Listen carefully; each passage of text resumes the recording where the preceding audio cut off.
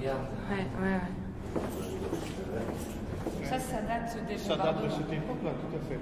On entend du bruit. Je veux juste être sûre. Bon bah, on va. Qui ne s'est pas déjà posé la question de l'existence d'une vie après la mort? Que devient-on quand on passe de l'autre côté? Moi je suis Sandy, et accompagnée de Jonathan, j'ai décidé de parcourir les routes pour tenter de comprendre, entendre et m'ouvrir à ce monde inconnu. Hey man! Prends ma main, Alice. Elle est là. Nous sommes The Believers.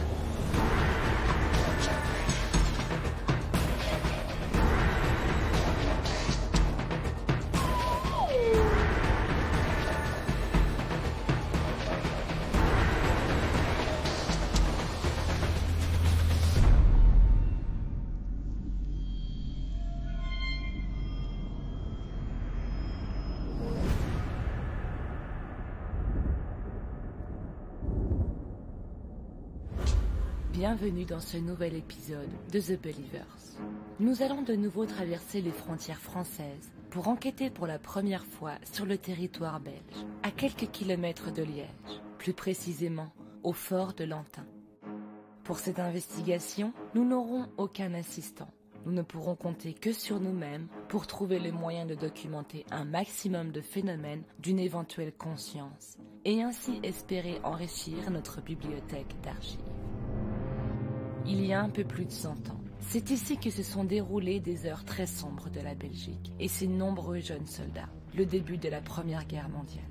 À l'époque, Liège est défendu par 12 forts qui doivent protéger la Belgique de toute attaque extérieure. Malheureusement, l'armement et la préparation allemande prendra le dessus et un à un, les forts passeront entre les mains ennemies. Le fort de Lantin n'échappera pas à cette destinée tragique. Et c'est le 15 août 1914, aux alentours de midi, que les troupes belges vont hisser leur drapeau blanc en haut du fort.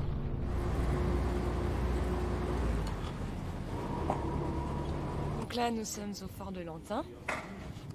On va y passer la nuit.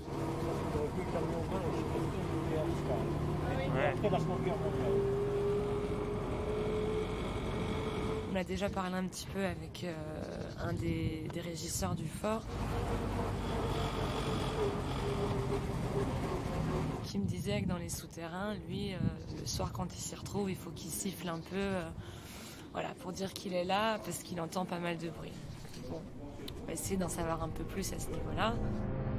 C'est en compagnie de Jean-Pierre Sacré que nous partons faire le tour du fort afin de découvrir son histoire plus en détail.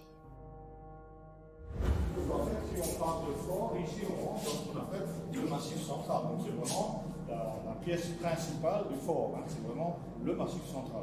Ouais. On vient de quitter les fossés, hein, donc tout ce qui est le tour du triangle, c'est ce qu'on appelle les fossés. Ici on est dans le massif central.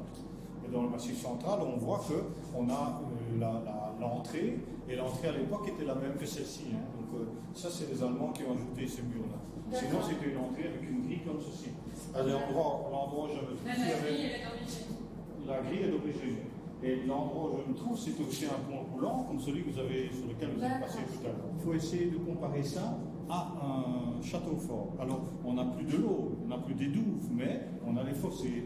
Donc, oui, je comprends. Alors, la différence aussi, c'est que c'est un château fort moderne, parce que ici, il est enterré, tandis qu'un château fort, on le mettait sur un épion rocheux pour pouvoir se défendre. Tandis qu'ici, il est enterré et on défend le fort. On ne défend plus les gens, on défend le fort. Ouais.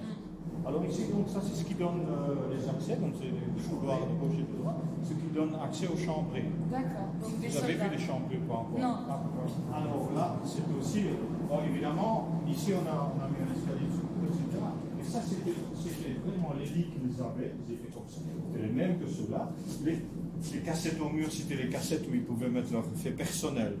Maintenant, ici sur le fort, il y avait environ 300 soldats qui pouvaient loger. Mais il faut aussi savoir qu'ils étaient comme sur les bateaux, ils étaient de quart. Ça veut dire qu'ils ne dormaient pas tous en même temps. Ouais. Ça veut dire aussi qu'il n'y avait pas un lit pour chacun. Donc ça veut dire qu'on devait partager le lit. Hein. Donc ici, ce sont toujours les escaliers d'époque. Donc ici, voilà, ça c'est la salle de rassemblement. Donc c'est probablement ici que les soldats étaient rassemblés. C'est ici qu'ils recevaient les ordres. Alors bon, comme on le voit, il y a des stalactites là au plafond, etc. Donc ça veut dire que le tout est en train de s'effondrer. Donc il y a des déchets qui tombent là-dedans. Hein. Oui, là on voit qu'il y a des fissures. Tout à fait, tout à fait. Donc ça date des Ça date de cette époque-là, tout à fait. Donc on voit que tous ces déchets commencent à tomber. Donc ici, on est dans ce qu'on appelle la salle des cartes. Quand vous positionnez là au fort de Lantin qui est central, vous voyez jusqu'où ces tirs pouvaient arriver. Ça veut dire à 8 km du but. Le phare se trouve au point le plus haut du fort. Donc c'est vraiment le point le plus haut. Il y a un phare. Et ce phare-ci, donc, il monte hein, et il peut tourner.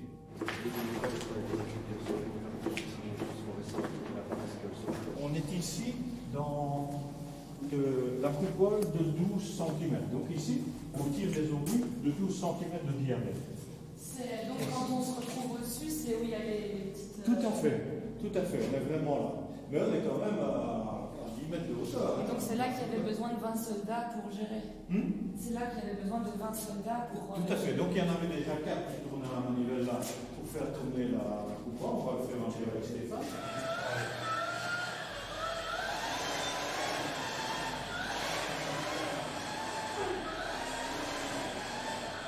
Et donc il lançait des... Alors au-dessus, tout ça. alors ici dessus, on trouve le fameux canon. Et le fameux canon que l'on peut incliner comme ça, mais que l'on peut aussi faire tourner sur lui-même. Donc on peut encore régler la précision du tir. Ça c'est le genre d'obus que l'on envoyait en l'air. Hein. C'est costaud. Voilà, hein, voilà. Ça c'est le genre d'obus qu'on envoie. Hein. Donc on envoie ça à 4 km. Et donc là, c'était plusieurs pour charger. Ah ben, heureusement, oui. Alors il y avait ce qu'on appelle ce genre de monte-charge. Et ce monte-charge, c'est ce qu'on voit ici. Ah d'accord. Et on montait les charges comme ça. Il nous aura fallu une bonne heure pour découvrir les entrailles du fort. Toutes ces explications nous auront permis de mieux cerner les émotions ambiantes ayant résidé dans ces lieux.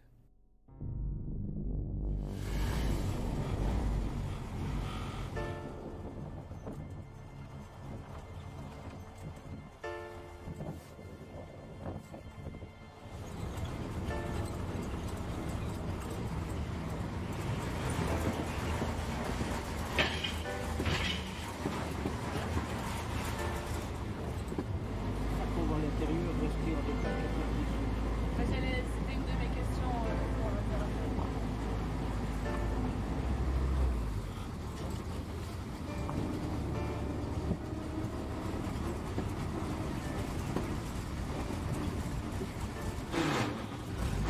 À cause de ça. Ouais.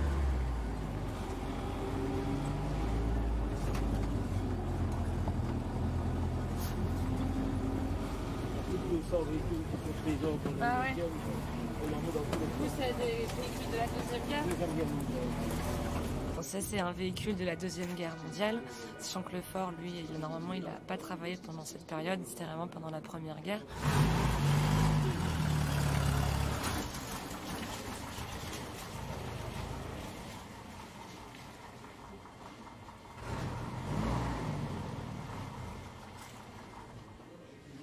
Les personnes de l'association qui gèrent ces véhicules se réunissent très souvent ici pour faire des reconstitutions, etc. Donc je trouvais que ça c'était une bonne idée de ramener un peu d'émotion militaire et nous-mêmes de nous mettre dans la peau des soldats. Enfin, un petit peu, hein, on est très loin d'être dans la peau d'un soldat. Mais voilà, c'est des petites choses qui sont des petits plus pour notre expérience, notre sensibilité et bien s'imprégner des lieux. Nous étions à présent impatients de commencer notre nuit d'enquête au sein du fort de Lantin.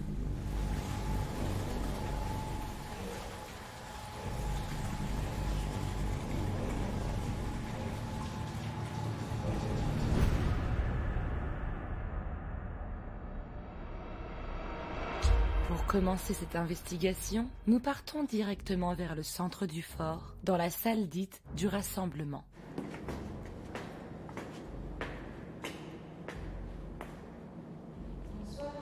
Bonsoir. On va déjà poser des pods directement. Ouais. J'en pose un ici. Ouais. Là, tu vois, là, ici, genre. Dans les escaliers? Non, non, mais ici, comme ça, c'est devant les escaliers et un peu au centre de la pièce. Donc là, ce qui est vraiment intéressant dans ce lieu, c'est qu'il n'y a pas de mort référencée. Donc, si on arrive à avoir des phénomènes dits paranormaux, ça voudrait dire qu'il y a une vraie possibilité que juste les émotions suffisent à pouvoir faire revenir des consciences. Ce qu'on a appris de nos enquêtes passées, comme par exemple au musée en Angleterre, on sait que des objets peuvent être en lien avec une conscience. Donc est-ce qu'aujourd'hui un lieu comme celui-ci peut aussi servir d'appât, entre guillemets, pour ramener une conscience? Ouais.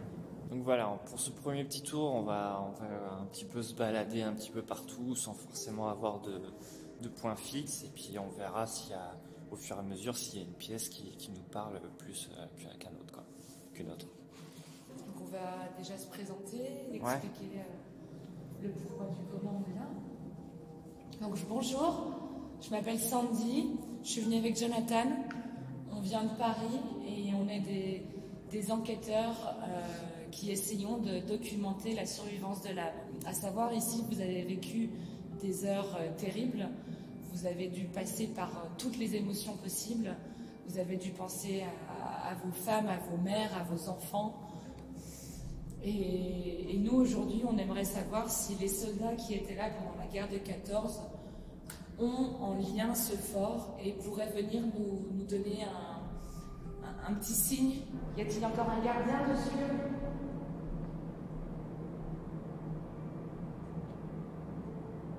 Nous retrouver dans cette salle, dans l'obscurité la plus totale, nous fait directement penser aux conditions dans lesquelles les soldats belges étaient cernés. Plutôt que de dormir dans les chambries, les hommes ils étaient montés ici avec leur matelas et ils dormaient sur les matelas ici. Donc ils sont restés en confinement ici combien de temps ? C'était pour eux l'affaire de certainement 3 jours. 3 jours. Entre 3 et 4 jours. Donc la chaudière à vapeur s'arrête, ça veut dire que la machine à vapeur s'arrête. Donc plus de machine à vapeur, plus de pression pour faire monter le phare, plus d'électricité. Donc ils sont réduits à vivre avec leur petite lampe à pétrole. Et c'était à tel point donc il n'y avait plus d'oxygène que la lampe à pétrole s'éteignait. Et ça c'est la vraie raison pour laquelle ils se sont rendus. Ils disent on va crever ici, c'est pas possible autrement.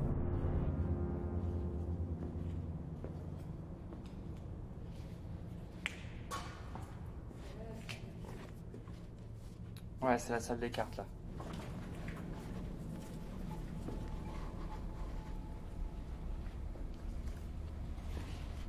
Bonjour, messieurs les généraux. Je sais que beaucoup de décisions ont été prises dans cette pièce. Ça, c'est le fort de Liers, et ça, c'est le fort de Pontis. Et donc, vous voyez, Liège, ça se trouve, Liège se trouve ici. derrière. Oui, parce qu'en fait, le but, c'est de défendre Liège. Donc, si vous regardez bien, vous avez vraiment une belle courbe comme ça. Et ça, vous avez tout autour de Liège. Donc, ils sont arrivés, quand on voit Pontis, ils sont arrivés à peu près par ici, en fait. Et donc, ils ont fait un par un chaque fort. Tout à fait. Et il y avait comme ça 12 forts autour de Liège.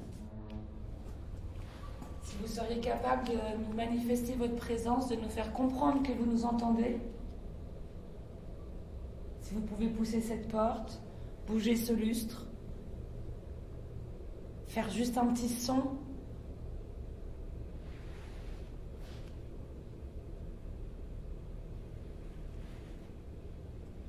Donc pour info, hein, c'est vraiment le noir complet. Hein. Je vais vous montrer. Voilà, ça, c'est ce que je vois. On va dire rien du tout. J'ai juste l'écran LCD qui me sert de retour. Y a-t-il un général, un officier, un sous-officier, un militaire ?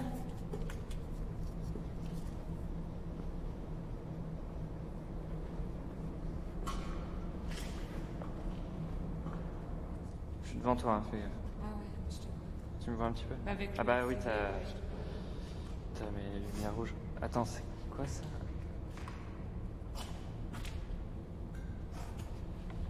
J'ai cru entendre du bruit. J'ai cru.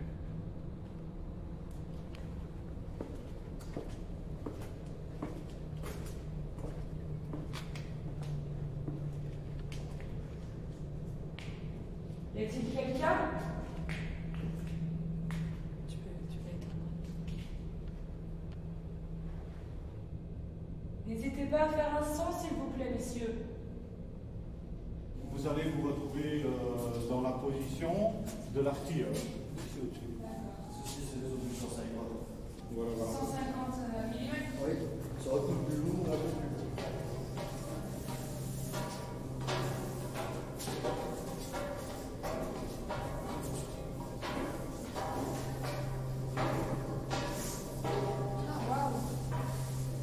Ceci, c'est une vue un peu du terrain, de ce que vous voyez, celui qui occupait la position du canon. Donc ici on est vraiment nous sommes ici dans la coupole de 150, nous sommes à la place de l'artilleur, donc il reçoit l'ordre de tirer, et c'est vraiment ici que ça se passe, donc il ne voit rien.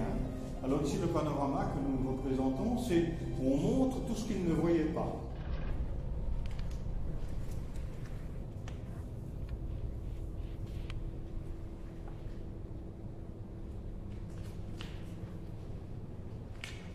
Est-ce que vous avez un message à faire passer?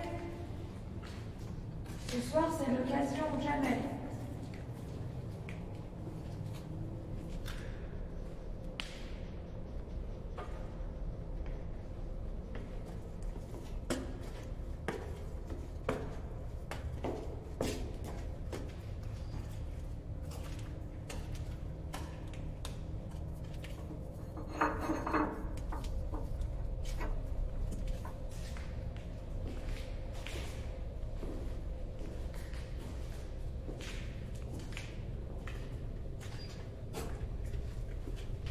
Est-ce qu'il y a encore quelqu'un qui pilote ce phare?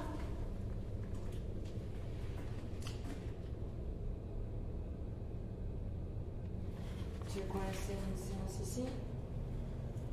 Une séance de Spirit Box? Ouais, puis tu mets la caméra sur les escaliers. Ouais, ça marche.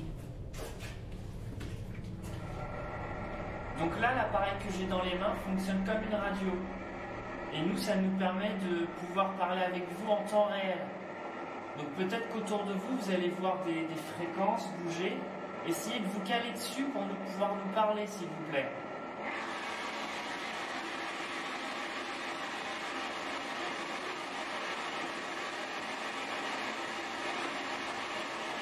Est-ce qu'une conscience est avec nous en ce moment?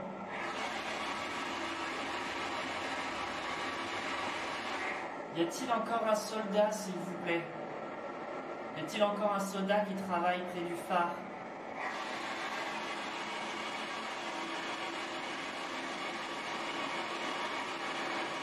Ne soyez pas timide. Tous les appareils que nous avons dans nos mains ne peuvent pas vous faire du mal. Il suffit de venir vous rapprocher et de discuter avec nous. Parlez-nous de votre histoire, de ce que vous avez vécu ici.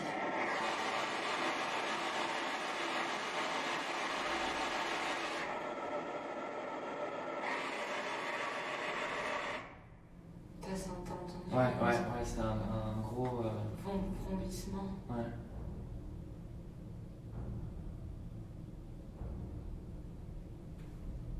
Ouais, je l'ai bien entendu, quoi. Malgré le son de la Spirit Box. Ouais, pareil. T'entends? Ouais, vas-y. Alors, vérifie. Bon, on est entendre du bruit. Vers le bas.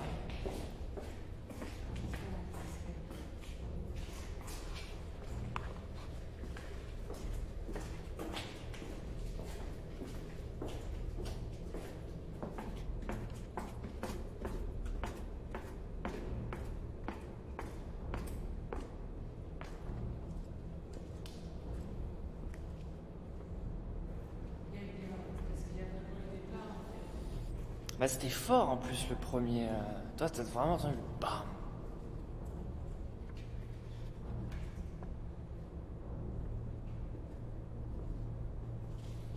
Oh, j'ai flippé. C'est les mannequins d'Halloween qui sont au fond. En fait, le gardien nous avait expliqué qu'une fois par an, pour Halloween, ils font des petites soirées. J'ai encore failli me faire une frousse à base de mannequins.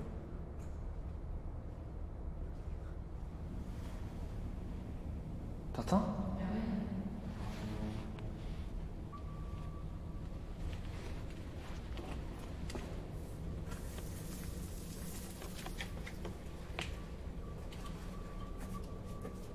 Il y a quelqu'un? Ah, t'es sérieux? Là, ça fait vraiment footstep, quoi. Ouais. Mais c'était... Moi, ça me semblait plus par là. Par là? Ouais. Là, devant moi. Non?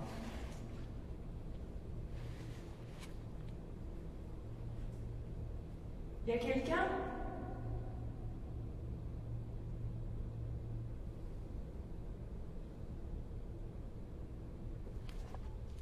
Bonsoir. Bonsoir.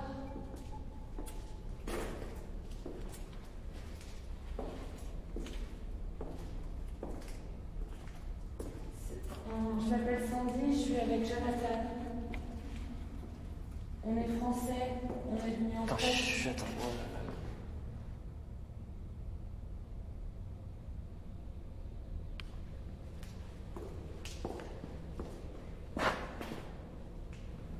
J'avais l'impression, pendant juste d'entendre 2-3 footsteps derrière moi, tu vois, mais pas loin en plus.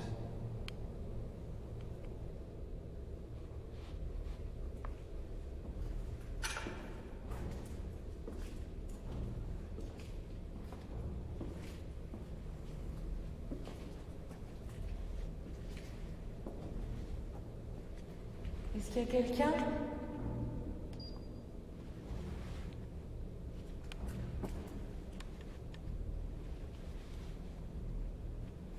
C'est pas très rassurant.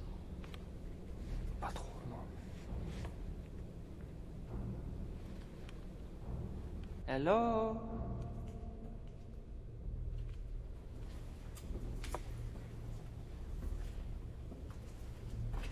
Chaque fois, j'ai l'impression que c'est derrière nous, en fait. En fait, il y a une vraie sensation d'être suivi au pas, tu vois, légèrement, curieusement, tu vois.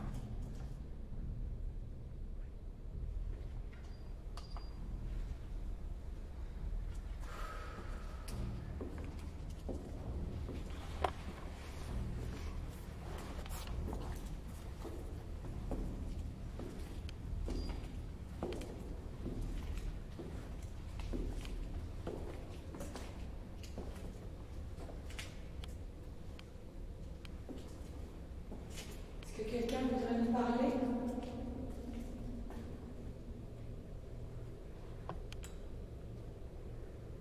Vous vous souvenez de ce fort?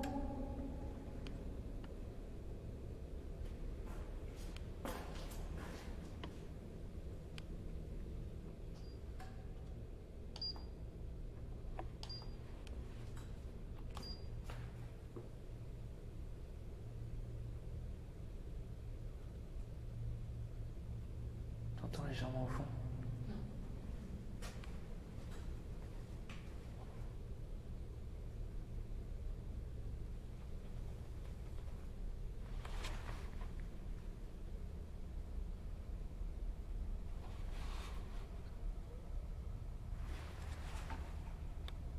T'es sérieux? Il y a quelqu'un qui a dit Ouais, je viens de l'entendre. Bonsoir. coucou. Ah, c'est très bien, c'est très bien. Merci. Merci beaucoup. C'est que vous êtes conscient de notre présence. On aurait presque dit une voix de Femme, enfant, en tout cas c'était une voix très légère, c'est vrai que ça aurait pas... Ça peut-être être un jeune homme, tu vois, Ouais. quand même. On est d'accord, on en Ouais, entend. non mais attends, c'était clair comme de l'eau de roche.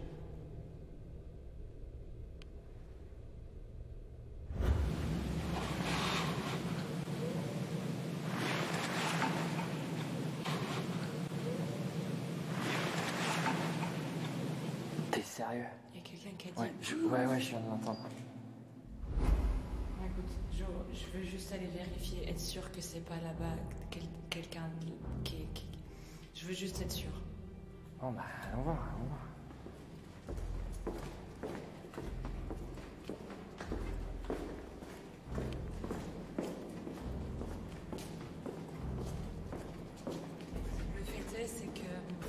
y a une réunion des membres de l'association au rez-de-chaussée dans une autre partie du bâtiment. Ouais, qui est complètement à l'opposé de nous, quoi. Est-ce qu'ils auraient voulu monter pour nous chercher? Donc je veux juste vérifier. Non mais attends. Là, t'es en train de dire... Ces gens-là sont complètement à l'opposé de nous. Nous, Oui, on revient de là, dans le tunnel qui Mais descend je- tout je- en bas. Je veux être sûr que... D'accord, ok. Avoir la confirmation D'accord, ça marche. pour que... Je comprends. C'est les seules personnes qui sont dans le bâtiment. Ouais.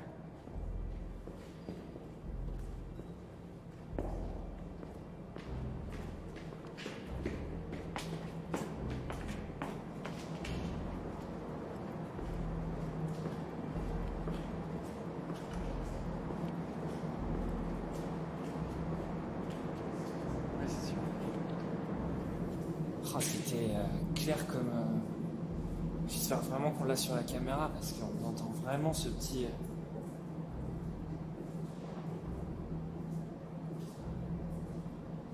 Ah, j'espère qu'on l'a à la caméra. Franchement, avec Sandy, on l'a entendu vraiment tous les deux en même temps. Il y avait vraiment cet écho comme si c'était... on nous appelait au loin, quoi. Tout en bas du tunnel, quoi. Comme vous l'aurez compris, la caméra aura bien enregistré ce son, cette voix. Mais malheureusement, l'enregistrement est bien moins clair comparé à ce que nous avions entendu en temps réel.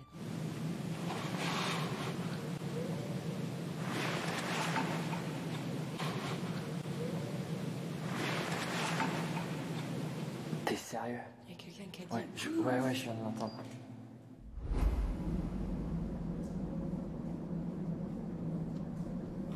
Alors?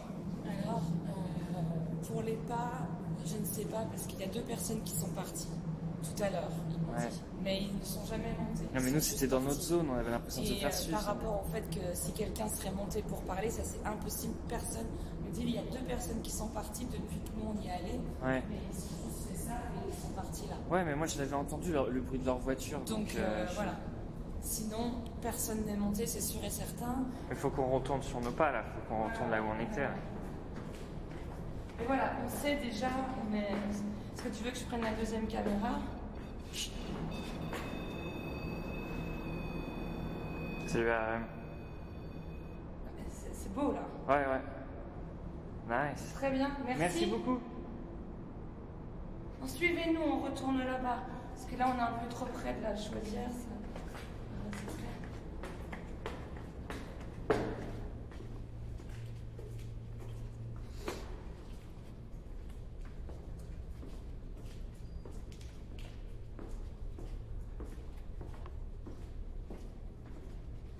Vous pouvez continuer à nous suivre. On est de retour. On peut s'assurer de quelque chose. Et maintenant qu'on a notre confirmation, on va pouvoir continuer cette première partie de travail qui s'annonce très intéressante. Merci encore. Est-ce que la personne qui nous a fait un signe... Un peu d'ici. Ouais. Est-ce que la personne qui nous a fait un signe pourrait nous en faire un autre? Hello? Peut-être que vous pouvez me renvoyer mon écho? Si je vous dis hello?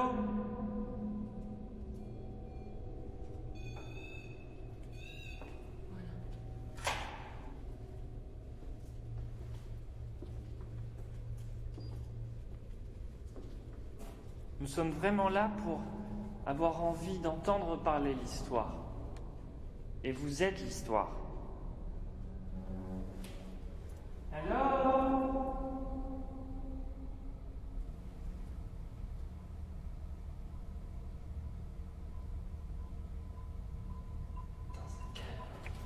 On marque 9 degrés, mais j'ai l'impression qu'il en fait 2.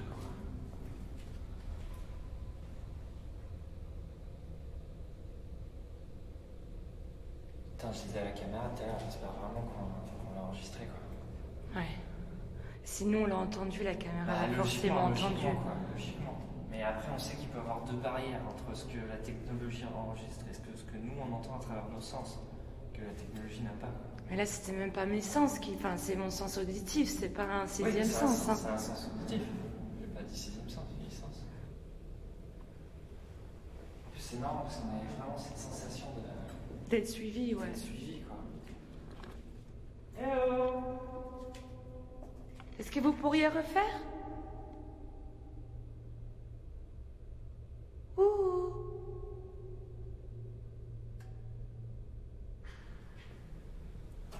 Oh, ce tunnel, quand tu le regardes. Ouais. Ah, ça, tu rentres dans un mur noir. Hein. Ouais.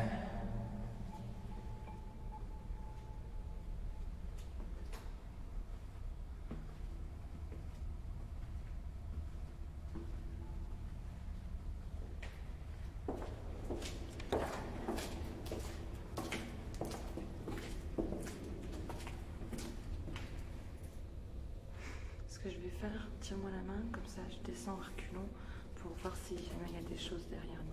Ok, et moi je check devant. Voilà.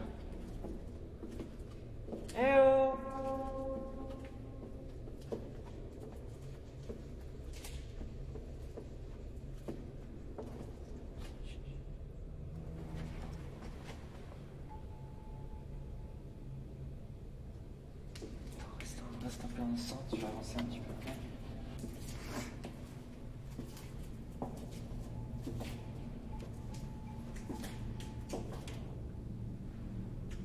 Je viens d'éteindre la lumière. Wow.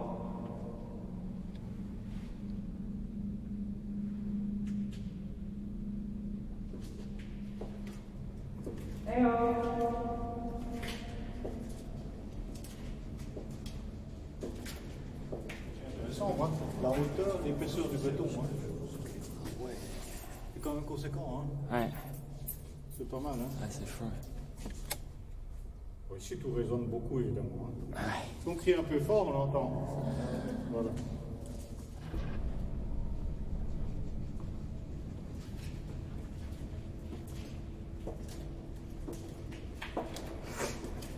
Est-ce que l'un de vous souhaiterait venir nous parler, se rapprocher de nous, pour qu'on puisse sentir sa présence?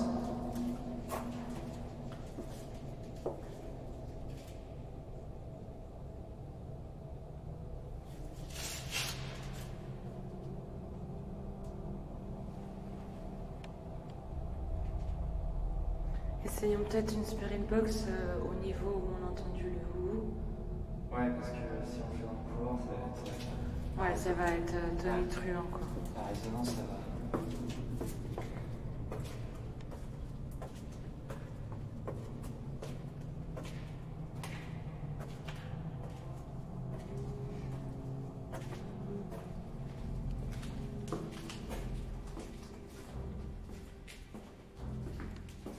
Peut-être essayer déjà des baguettes. Ouais, carrément.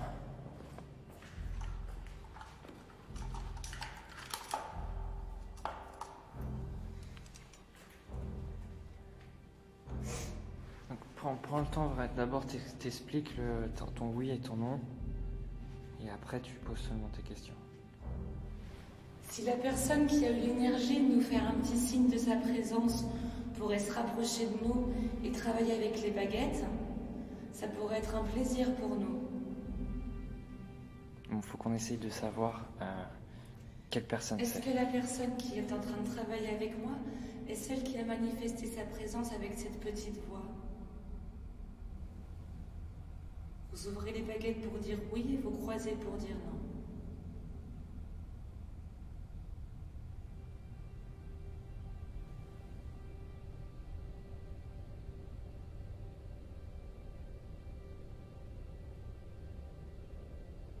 Merci. Merci. Remettez les baguettes au centre.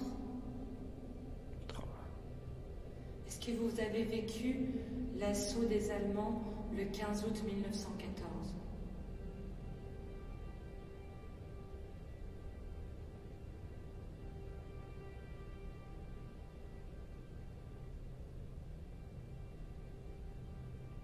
Merci. Merci. Est-ce que vous faites partie des soldats qui ont été emprisonnés et emmenés en Allemagne?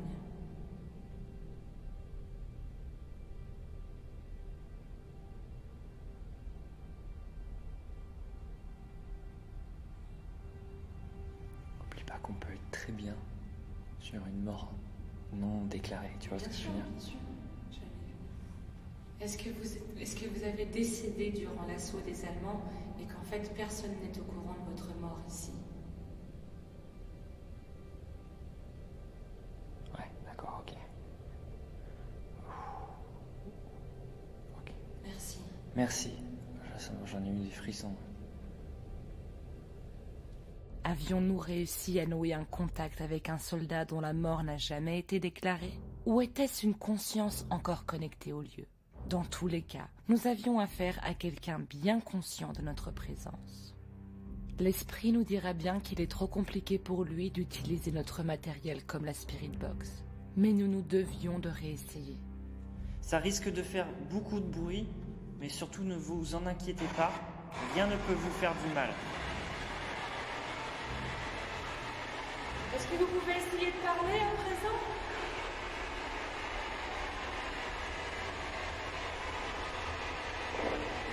Bonjour.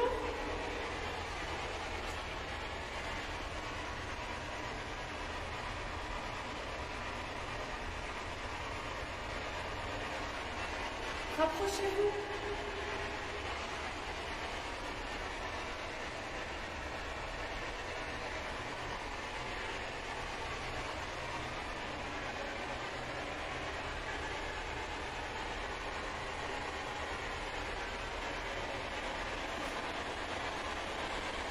Reste dans cette zone.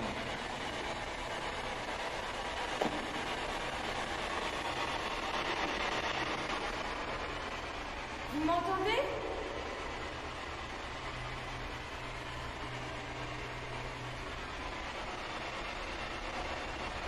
T'entends des choses? J'avais cru entendre appeler par là-bas.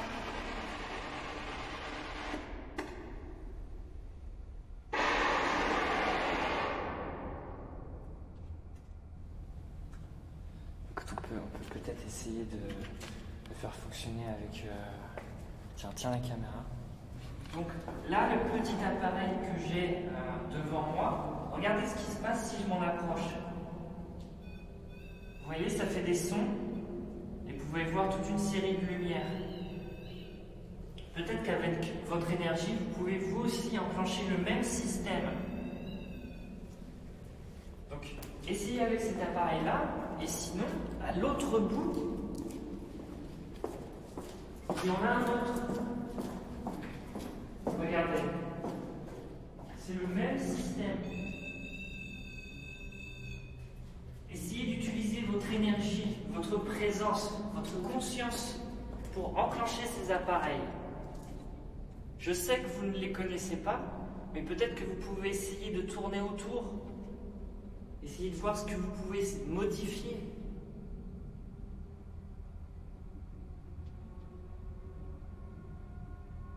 Essayez avec un de ces appareils, s'il vous plaît.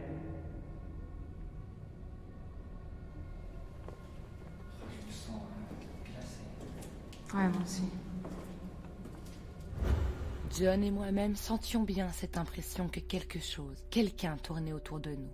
Et les sphères lumineuses enregistrées près de lui ne font que confirmer nos sensations. Et vous pouvez voir toute une série de lumières. Peut-être qu'avec votre énergie, vous pouvez vous aussi enclencher le même système.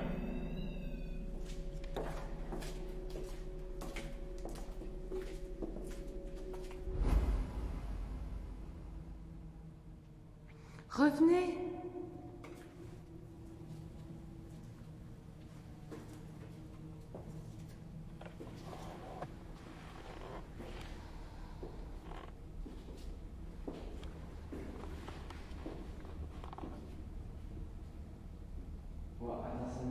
Ouais. Je viens de faire un truc là. Ah, j'étais de l'autre côté. T'es sérieux? Je crois que je viens de voir mon énorme X1 passer. Ah, moi, je filmais de l'autre côté. De mes propres yeux. Là en fait. Genre c'était là. Et puis c'est monté. J'ai vraiment vu une masse, tu vois pas. Je parle pas d'une arme, je parle pas d'une sphère. Enfin, je parle pas d'une sphère lumineuse, je parle vraiment d'une belle grosse X1 quoi. Je suis désolée, j'étais en train de filmer de l'autre côté. Merci, si, à nouveau je ne peux pas confirmer, mais si c'était vous, merci.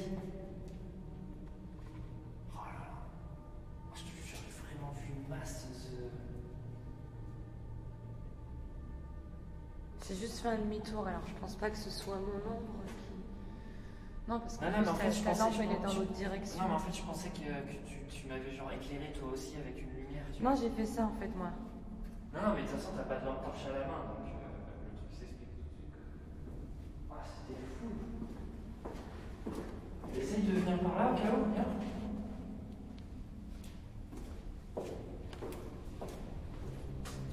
Il nous reste encore peu de temps dans les lieux, donc n'hésitez pas à vous manifester, peut-être par les émotions.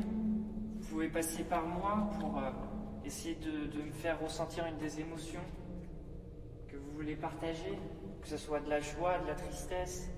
Peut-être que vous êtes heureux que des personnes viennent tenter vous parler aujourd'hui. Parce que c'est ce que nous essayons de faire. D'entrer en communication avec vous, d'avoir une discussion avec vous.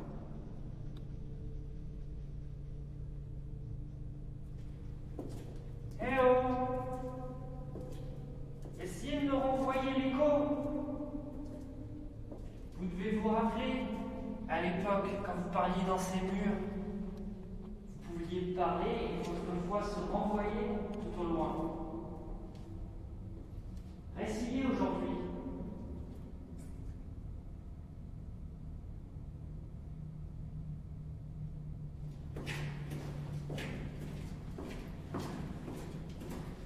Putain, c'est fou, tu vois, parce que on sait qu'il a une forte puissance, quoi. C'est à se demander si les tons, c'est pas une matière facile pour eux à travailler, tu vois.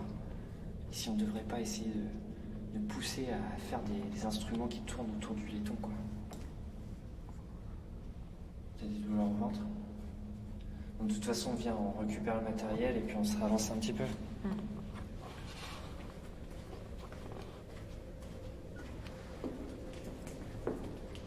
C'est vraiment une question que je me pose parce que même si les baguettes ne marchent pas partout, c'est ce qui permet de bien se rendre compte que c'est pas quelque chose qui à chaque fois fonctionne. Mais quand ça fonctionne, quand on a une conscience qui est là, qui comprend et qui se sert vraiment de cet appareil pour parler, c'est incroyable, quoi. J'aime vraiment beaucoup ce moyen de communication. Et on voit vraiment la variété, on voit qu'avec certaines entités, ça va tout doucement, avec d'autres, c'est super rapide. Ils comprennent très vite le fonctionnement, il n'y a plus besoin de leur redire, remettez au centre, ainsi de suite, ils le font par eux-mêmes. Là, c'était le cas. Donc c'est fou de se dire qu'on a une conscience qui a vraiment la puissance de faire tout ça. Et on peut pas, et en plus peut-être, et potentiellement, nous on l'a entendu, mais j'espère que la caméra l'a, mais de se faire entendre en plus, à travers son monde et notre monde, c'est les deux réalités qui se mélangent. Donc il y a une forte puissance, quoi. Mais à nouveau, il y a toujours ce truc, c'est, il est possible que les choses s'ouvrent le temps d'un écho, le temps d'une petite ouverture. Donc voilà, ça se trouve, on a eu pendant 5 minutes, il y avait une porte ouverte et on a pu l'entendre, on a pu communiquer avec lui facilement et voilà, ça s'est refermé. Et c'est très marrant parce que au tout début, on s'est vraiment senti suivi, quoi. Ouais, on n'arrêtait pas de se le dire. C'est fou, je pense qu'il y en a un qui a pris conscience de tout ce qui était en train de se passer, qui nous a suivis, et puis qui petit à petit s'est mis à interagir avec nous, quoi. Je regrette pas le fait d'être descendu pour vérifier, parce qu'on a... Ouais, bien sûr. Au moins, voilà, on est sûr, on n'est pas en train de s'inventer quelque chose. Y a quelqu'un ?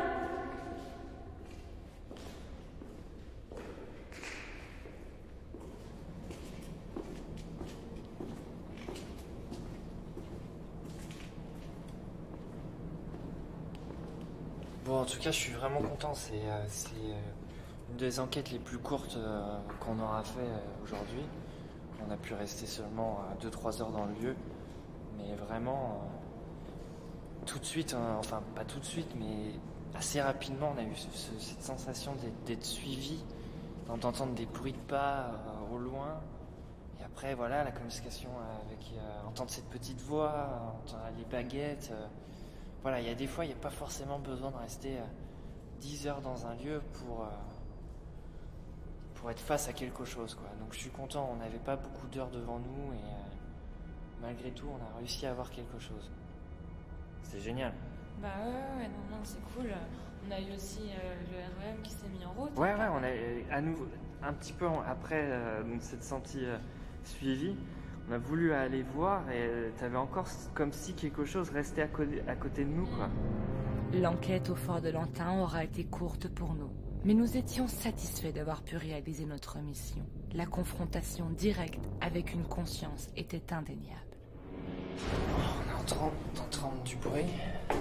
J'ai l'impression pendant juste d'entendre 2-3 footsteps derrière moi, tu vois, mais pas loin en plus. Chaque fois j'ai l'impression que c'est derrière nous, en fait. En fait, il y a une vraie sensation d'être suivi au pas, tu vois, légèrement, curieusement, tu vois.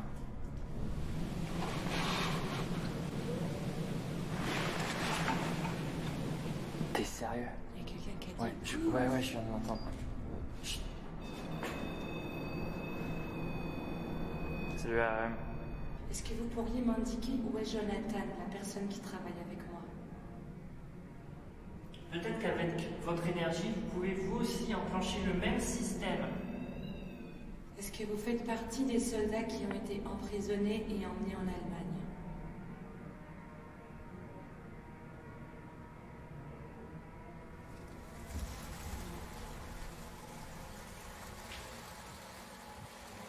Pendant la période où le fort a été bombardé, ça devait quand même être très dur, hein, ça c'est clair, c'est vrai. Et parce que bon, ils ne savaient quand même pas de quoi le lendemain allait être fait. Hein. Ils savaient une chose, c'est que s'ils restaient comme ça, mourir, ils allaient mourir, ça c'est sûr. Et c'est aussi pour ça qu'on développe les classes insolites, les classes d'un jour, etc. C'est pour sensibiliser les jeunes, parce que ce qui se passe aujourd'hui, c'est ce qui s'est passé à cette époque-là. Hein.